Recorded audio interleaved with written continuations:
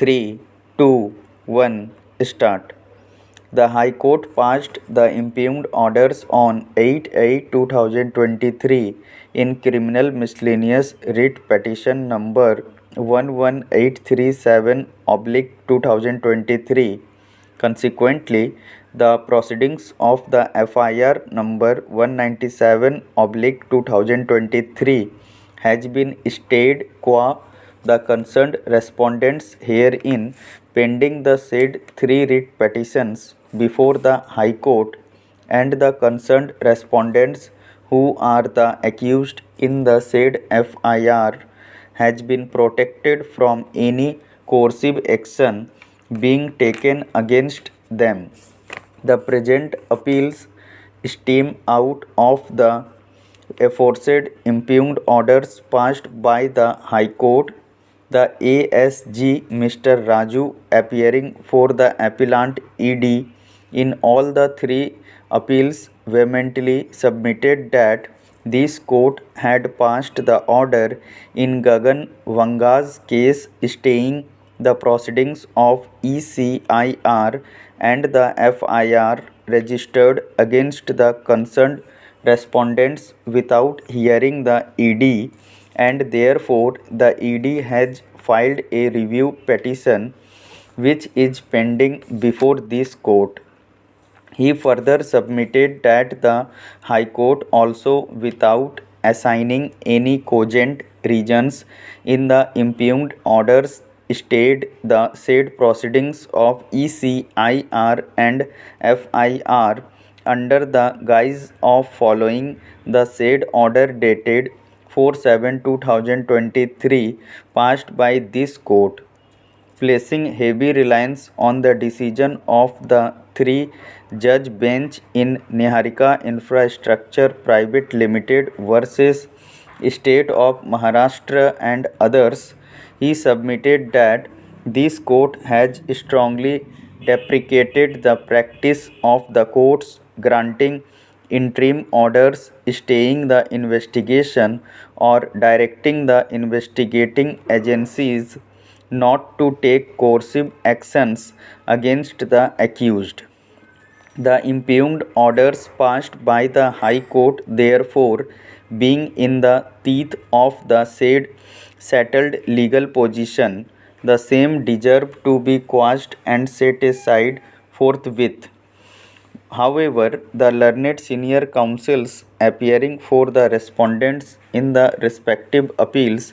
taking the court to the proceedings which had taken place under the SURFACI Act and before the High Court, and this court submitted that the respondent complainant Sirpa Group, having failed in all the said proceedings, had taken recourse to the criminal proceedings to create a fear amongst the financial institutions and its officers. They further submitted that the High Court,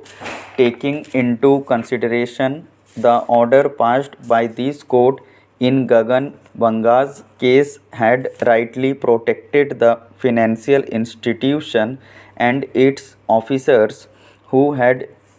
discharged their duties for the recovery of the dues from the borrowers. The discretion has been conferred on the High Court to pass the interim orders in exceptional cases for not taking coercive steps against the accused pending the proceedings, particularly when the proceedings under the SURFACI Act were initiated against the borrowers. According to them, bypassing the statutory remedies available to the borrowers or having failed in such proceedings, the borrowers should not be permitted to prosecute the financial institution or its officers or the purchasers just to instill a fear in their mind which otherwise would have the potentiality to affect the economic health of the nation. At the outset, it may be noted that the impugned interim orders have been passed by the High Court under the umbrella of this order passed by this court. In this case, it is open to the High Court to decide the writ petitions on their own merits. In our opinion, it is a matter of serious concern that despite the legal position settled by this court in catena of decisions, the High Court has passed the impugned orders